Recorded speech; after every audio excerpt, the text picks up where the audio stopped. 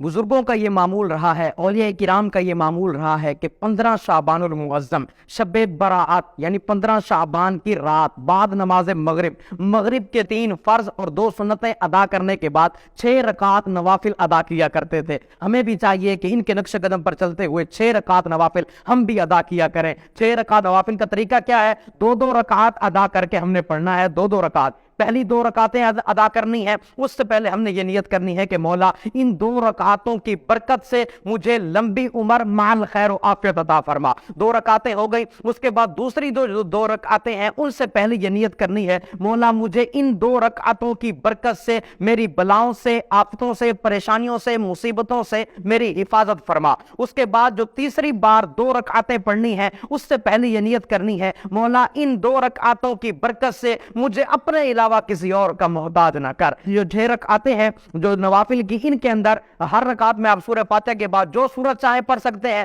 لیکن اگر آپ یہ پڑھنا چاہیں کہ سورہ فاتحہ کے بعد 3 مرتبہ سورہ اخلاص بھی پڑھ لیں، اگر آسانی ہو تو یہ پڑھ لیا جائے۔ اور اسی طرح 2 رکعت نوافل ادا کرنے کے بعد جب سلام آپ پھیر لیں، اس کے بعد 21 بار سورہ اخلاص پڑھیں یا 1 بار سورہ یاسین پڑھ لیں۔ یہ بھی ہو سکتا ہے کہ کوئی ایک بلند آواز سے پڑھ لے اور آپ چپ چاپ خاموشی سے بیٹھ کر سن لیں، انشاءاللہ اس کی بڑی برکتیں ملیں گی۔ اور 1 مرتبہ سورہ یاسین جب 2 رکعتوں کے بعد آپ پڑھیں، اس کے بعد دعائے نصف شعبان بھی پڑھ لیں، اور یہ لازمی طور پر آپ کوشش کریں کہ 6 رکعت نوافل ادا کریں۔ انشاءاللہ اس کی برکت سے اللہ تبارک و تعالی ہمیں لمبی عمر مال خیر و عافیت بھی عطا فرمائے گا، ہماری بلاؤں اور مصیبتوں سے ہماری حفاظت بھی فرمائے گا، اور انشاءاللہ زندگی رہی تو اللہ تبارک و تعالی ہمیں اپنے علاوہ کسی اور کا محتاج نہیں کرے گا۔ اللہ کریم ہم سب کو عمل کرنے کی توفیق عطا فرمائے۔